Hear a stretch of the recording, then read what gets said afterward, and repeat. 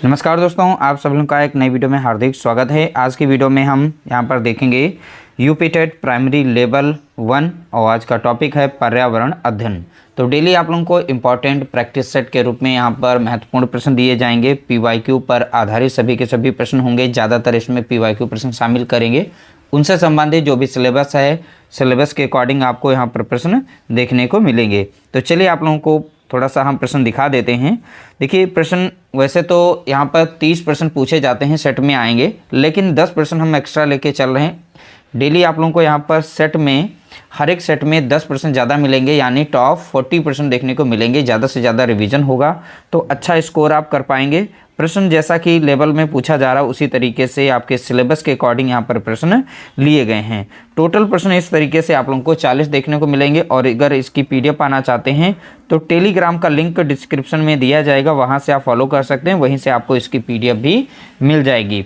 अगर same day नहीं मिलती है तो अगले दिन आप लोगों को PDF इसकी 100% जो है देखने को मिलेगी। चलिए पहला प्रश्न स्टार्ट करते हैं और यहाँ से देखते हैं कितना स्कोर आपका रहता है, कितने प्रश्न आप यहाँ पर सही कर पाते हैं।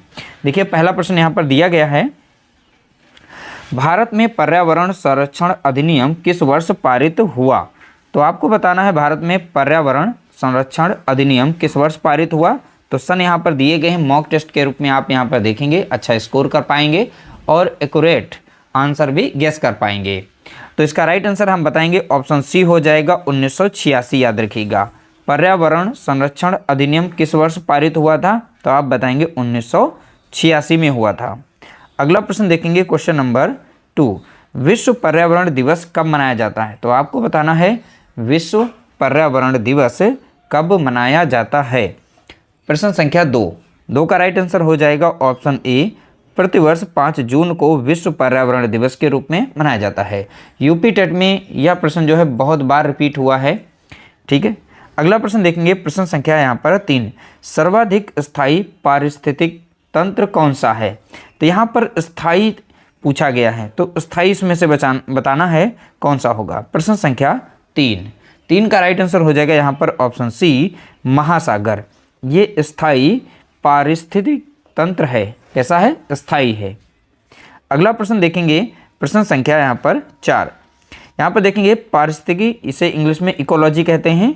पारिस्थितिकी शब्द का सर्वप्रथम प्रयोग किसने किया? ये प्रश्न बहुत बार रिपीट हुआ है।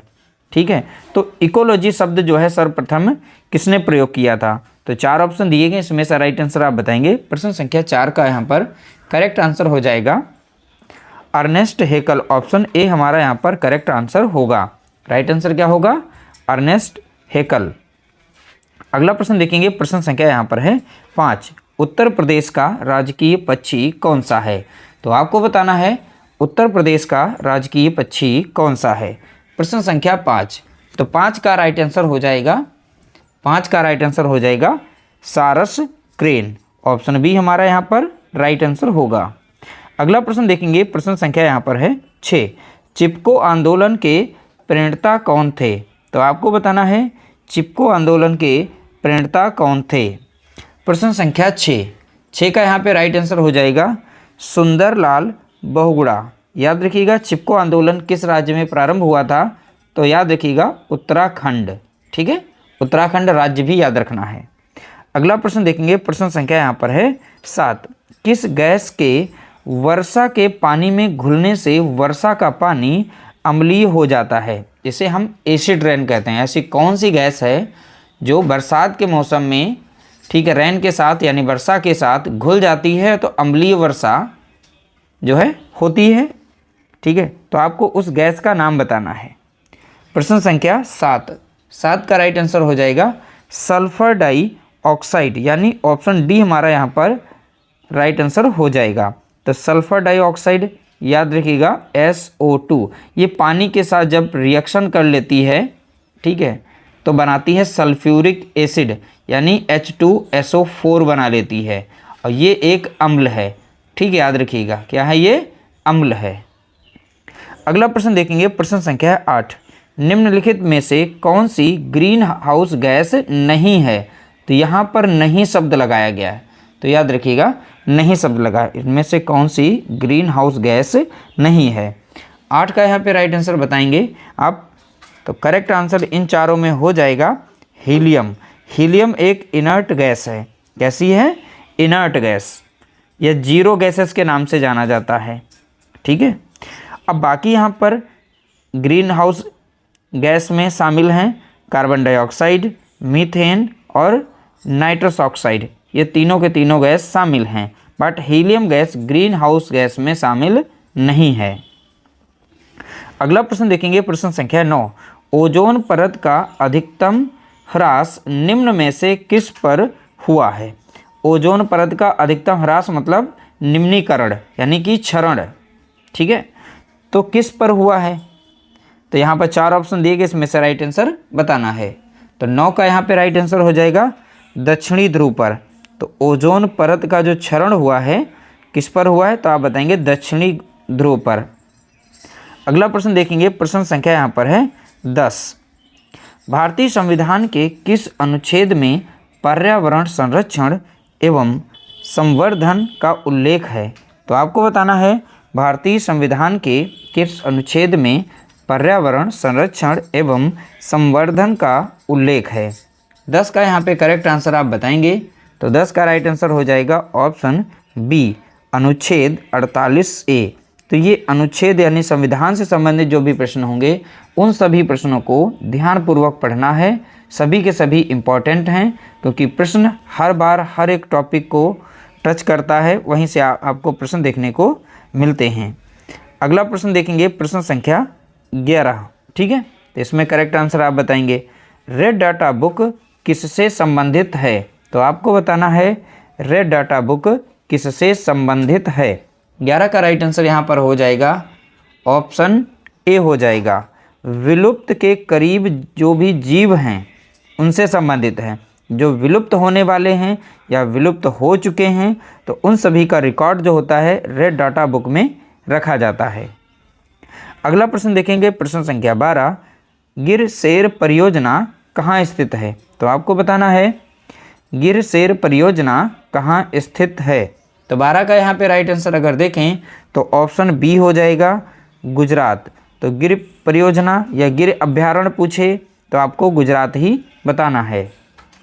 अगला प्रश्न बहुत बार पूछा गया, WWF से क्या आशय है? आशय मीन्स यानी इसका फुल फॉर्म बताना है, पूर्ण रूप बताना है WWF का। ये बहुत बार रिपीटेड प्रश्न है। 13 का यहाँ पे करेक्ट आंसर देखेंगे, ऑप्शन बी हो जाएगा, वर्ल्ड वाइल्ड लाइफ फंड। ठीक है, वर्ल्ड वाइल्ड लाइफ फंड। तो ये WWF का पूर्ण रूप यानी कि फुल फॉर्म रूप है। अगला प्रश्न देखेंगे, प्रश्न संख्या यहाँ पर है 14 यानी कि 14। संकटग्रस्त जंतु दैत्याकार पांडा कहाँ पाया जाता है? तो आपको बताना है पांडा जो है, ये बहुत बार यह भी प्रश्न पूछा गया। तो संकटग्रस्त जंतु दैत्याकार पांडा कहाँ पाया जाता है? तो 14 का यहाँ पे राइट आंसर अगर देखें तो ऑप्शन सी हो जाएगा, चीन में पाया जाता है। कहाँ पर? तो आप बताएंगे चीन में। अगला प्रश्न देखेंगे, प्रश्न संख्या यहाँ पर है 15। फूलों की घाटी कहाँ स्थित है? तो आपको बताना है फूलों की घाटी कहाँ स्थित है। तो 15 के यहाँ पे राइट आंसर अगर देखें तो ऑप्शन डी हो जाएगा, उत्तराखंड। अब उत्तराखंड में कहाँ पर है? तो आप बताएंगे चमोली ज़िले में। कहाँ पर? चमोली ज़िले में। अगला प्रश्न देखेंगे, प्रश्न संख्या 16। LPG किसका संक्षिप्त रूप है? यानी यहाँ पर LPG का फुल फॉर्म बताना है। ठीक है, विस्तारित रूप बताना है LPG। तो यहाँ पर बताइए, 4 ऑप्शन दिए गए, इसमें से करेक्ट आंसर क्या होगा? अब देखिए 16 का यहाँ पे राइट आंसर अगर देखें तो ऑप्शन सी हो जाएगा, लिक्विफाइड पेट्रोलियम गैस। तो ये LPG का फुल फॉर्म है। ठीक है, लिक्विफाइड पेट्रोलियम गैस। अगला प्रश्न देखेंगे, प्रश्न संख्या यहाँ पर है 17। पारिस्थितिक तंत्र में ऊर्जा का मुख्य स्रोत क्या है? ठीक है, तो मुख्य स्रोत बताना है क्या है। तो 4 ऑप्शन दिए गए हैं, ये भी जो है 3 से 4 बार यह प्रश्न रिपीट किया गया है। ठीक है, तो 17 का यहाँ पे करेक्ट आंसर अगर देखें ऑप्शन बी हो जाएगा, सूर्य प्रकाश। तो देखिए मुख्य जो ऊर्जा का स्रोत है हमारे यूनिवर्स में वो सूर्य है। तो सूर्य से ही सारी चीज़ें होती हैं। अगला प्रश्न देखेंगे, प्रश्न संख्या 18, वायुमंडल की सबसे ठंडी परत कौन सी है? तो यहाँ पर देखिए जो हमारे एटमॉस्फेयर है, एटमॉस्फेयर से प्रश्न कहीं ना कहीं एक दो प्रश्न बनते हैं, हर बार प्रश्न पूछे जाते हैं। इसी तरह से इसमें पूछा गया वायुमंडल की सबसे ठंडी परत कौन सी है। 18 का यहाँ पे करेक्ट आंसर आप बताएंगे। इसका राइट आंसर हो जाएगा ऑप्शन बी, मध्यमंडल। ठीक है, वायुमंडल की सबसे ठंडी परत कौन सी है? तो आप बताएंगे मध्यमंडल। अगला प्रश्न देखेंगे, प्रश्न संख्या यहाँ पर है 19। ठीक है, तो 19 का राइट आंसर आप बताएंगे। तिब्बत की सांगपो नदी भारत में किस नाम से जानी जाती है? तो तिब्बत की सांगपो नदी जो है भारत में किस नाम से जानी जाती है? तो देखिए 19 का आप करेक्ट आंसर यहाँ पर बताएंगे। 19 का राइट आंसर हो जाएगा ऑप्शन सी, ब्रह्मपुत्र के नाम से जानी जाती है। ठीक है, तो तिब्बत की सांगपो नदी भारत में किस नाम से जानी जाती है? तो आप बताएंगे ब्रह्मपुत्र के नाम से जानी जाती है। अगला प्रश्न देखेंगे, प्रश्न संख्या यहाँ पर है 20। कोटोपैक्सी एक जागृत ज्वालामुखी है जो कहाँ स्थित है? तो ये कोटोपैक्सी एक जागृत ज्वालामुखी है। कैसा ज्वालामुखी है? तो पहली बात यहीं से प्रश्न एक बन रहा है, तो आप बताएंगे जागृत ज्वालामुखी है, लेकिन ये कहाँ स्थित है ये बताना है। तो 20 का यहाँ पे करेक्ट आंसर अगर देखें तो ऑप्शन सी हो जाएगा, एंडीज में। तो एंडीज एक पर्वत श्रृंखला है, उसमें स्थित है। अब ये कहाँ पड़ती है? तो आप बताएंगे दक्षिण अमेरिका में पड़ती। कहाँ पर? दक्षिण अमेरिका में। ठीक है, ये लोकेशन भी याद रखिएगा। अगला प्रश्न देखेंगे, यहाँ पर 20 था। चलिए अगला प्रश्न यहाँ पर देखेंगे 21 नंबर वाला प्रश्न। उत्तर प्रदेश का राजकीय वृक्ष क्या है? तो देखिए उत्तर प्रदेश का राजकीय वृक्ष हमें बताना है। तो राजकीय वृक्ष, ठीक है, उत्तर प्रदेश का राजकीय वृक्ष, 4 ऑप्शन दिए गए, इसमें से करेक्ट आंसर बताएंगे। तो देखिए 21 का यहाँ पे राइट आंसर है ऑप्शन सी, अशोक है। कौन सा है? तो आप बताएंगे अशोक। अगला प्रश्न देखेंगे, प्रश्न संख्या यहाँ पर है 22। राज्यसभा में होने वाली सभाओं की अध्यक्षता कौन करता है? तो राज्यसभा में होने वाली सभाओं की अध्यक्षता जो है ये कौन करता है? मुखिया कौन है? तो 22 का यहाँ पे करेक्ट आंसर अगर देखें तो 22 का राइट आंसर हो जाएगा ऑप्शन ए हो जाएगा, उपराष्ट्रपति। तो राज्यसभा में होने वाली सभाओं की अध्यक्षता कौन करता है? तो आप बताएंगे राष्ट्रपति करते हैं। अगला प्रश्न देखेंगे, प्रश्न संख्या यहाँ पर है 23। ध्वनि प्रदूषण का मापन किस इकाई द्वारा किया जाता है? तो आपको बताना है ध्वनि प्रदूषण का मापन किस इकाई द्वारा किया जाता है।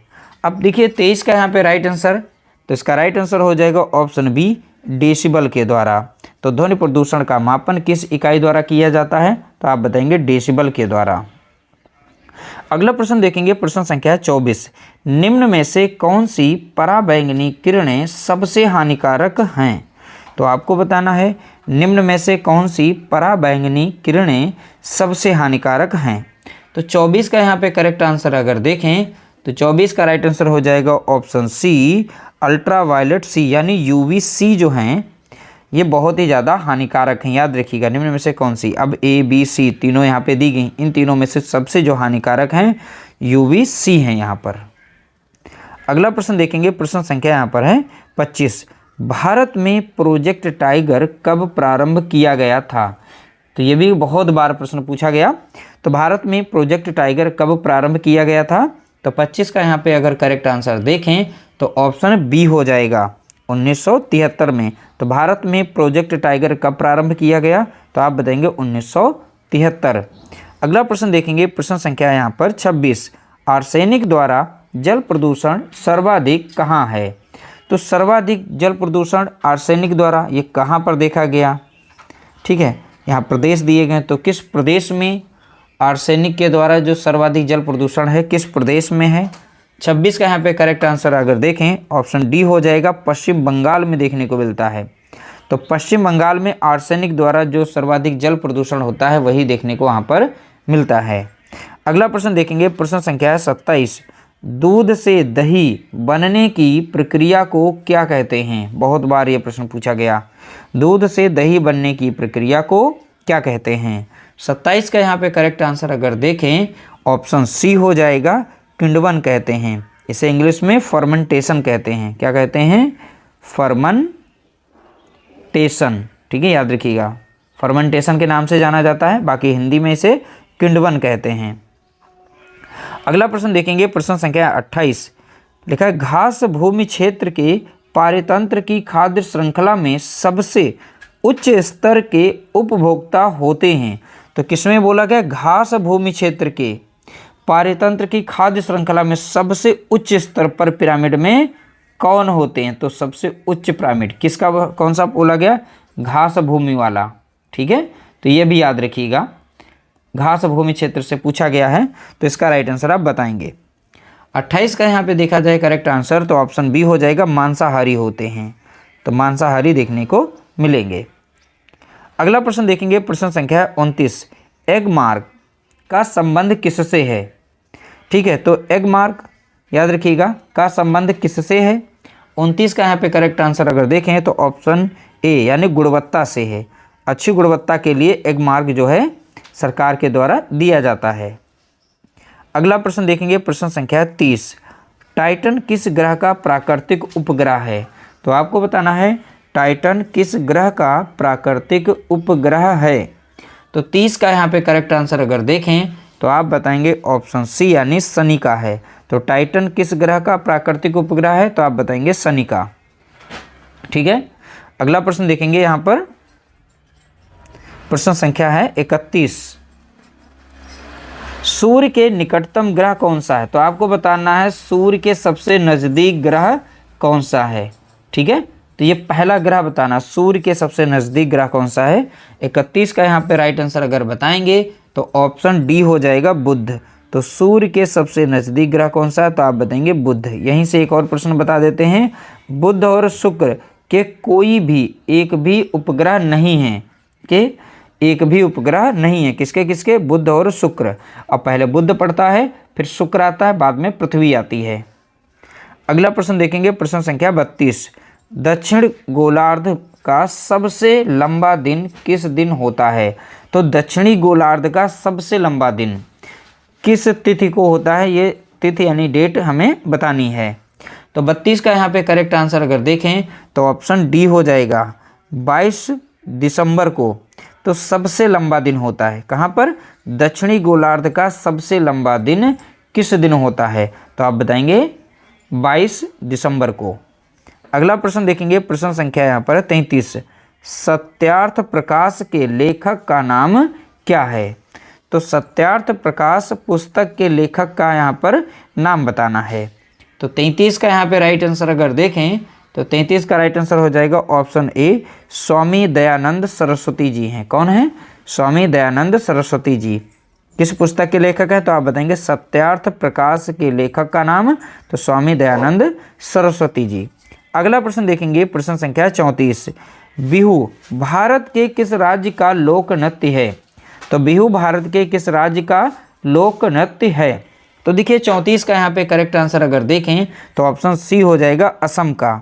ठीक है, तो बिहू किस राज्य का लोक नृत्य है? तो आप बताएंगे असम राज्य का है। अगला प्रश्न देखेंगे, प्रश्न संख्या 35। खाद्य श्रृंखला के परस्पर समूह को क्या कहा जाता है? तो आपको बताना है खाद्य श्रृंखला के परस्पर समूह को क्या कहा जाता है। तो 35 का यहाँ पे राइट आंसर आप बताएंगे। इसका राइट आंसर हो जाएगा ऑप्शन सी, खाद्य जाल के नाम से जाना जाता है। ठीक है, खाद्य जाल। अगला प्रश्न देखेंगे, प्रश्न संख्या यहाँ पर 36। निम्न में से कौन सा सागर यूरोप को अफ्रीका से अलग करता है? इंपॉर्टेंट है, ये 102 बार पूछा गया है। निम्न में से कौन सा सागर यूरोप को अफ्रीका से अलग करता है? यहाँ पर ये रहा अफ्रीका, इस साइड में रहा यूरोप, तो यहाँ पर ये सागर है। तो इस सागर का नाम बताना, कौन सा सागर यूरोप और अफ्रीका को अलग करता है। तो 36 का यहाँ पे करेक्ट आंसर बताएंगे।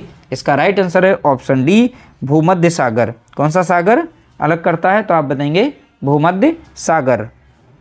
अगला प्रश्न देखेंगे, प्रश्न संख्या यहाँ पर 37। अंतर्राष्ट्रीय ओजोन दिवस कब मनाया जाता है? तो आपको बताना है अंतर्राष्ट्रीय ओजोन दिवस कब मनाया जाता है। तो यहाँ पर देखिए 37 का करेक्ट आंसर हो जाएगा ऑप्शन ए, प्रतिवर्ष 16 सितंबर को ओजोन दिवस के रूप में मनाया जाता है। ओजोन का अगर रासायनिक सूत्र पूछे तो O3 बताना है, ठीक है। तो अंतर्राष्ट्रीय ओजोन दिवस कब मनाया जाता है, तो आप बताएंगे प्रतिवर्ष 16 सितंबर को मनाया जाता है। अगला प्रश्न देखेंगे, प्रश्न संख्या है 38। किसी खाद्य श्रृंखला में शाकाहारी होते हैं, कैसे होते हैं, तो ये बताना है। किसी खाद्य श्रृंखला में शाकाहारी होते हैं।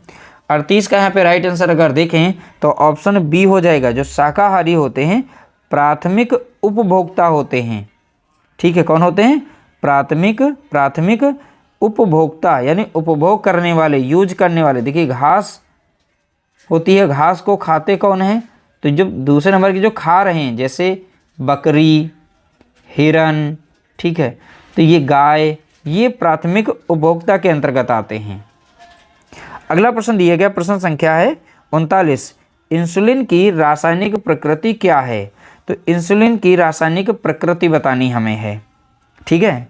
अब इंसुलिन की कमी से होने वाला रोग भी पूछ सकता है, तो ये भी ध्यान रखिएगा, मधुमेह रोग, जैसे डायबिटीज़ के नाम से जाना जाता है। तो 39 का यहाँ पे राइट आंसर बताएंगे। इसका राइट आंसर है ऑप्शन बी, प्रोटीन। तो इंसुलिन की रासायनिक प्रकृति क्या है, तो रासायनिक प्रकृति से ये प्रोटीन होता है। क्या होता है, प्रोटीन। अगला प्रश्न देखेंगे, प्रश्न संख्या यहाँ पर है 40। पौधों में अर्धसूत्री विभाजन कहाँ होता है, तो पौधों में अर्धसूत्री विभाजन जो है ये होता है, लेकिन ये कहाँ होता है ये बताना है। तो 40 का यहाँ पे राइट आंसर अगर देखें तो ऑप्शन डी हो जाएगा। क्या हो जाएगा, डी, पराग कोश में होता है। तो पराग पौधों में अर्धसूत्री विभाजन कहाँ पर होता है, तो आप बताएंगे पराग कोश में। इस तरह से हमने टॉप 50 प्रश्नों को यहाँ पे देखा है। साथ ही साथ आप लोगों को बता दें, इसकी आंसर शीट नीचे यहाँ पर लगी हुई है। अगर इसकी PDF पाना चाहते हैं तो आप PDF हमसे प्राप्त कर सकते हैं, बशर्ते आप लोगों को ज्वाइन करना होगा टेलीग्राम चैनल को। तो उसका लिंक जो है डिस्क्रिप्शन में दिया जाएगा। 1 से 2 दिन में PDF जितनी भी हैं वो अपडेट कर दी जाती हैं, वहीं से आप उनको डाउनलोड कर सकते हैं।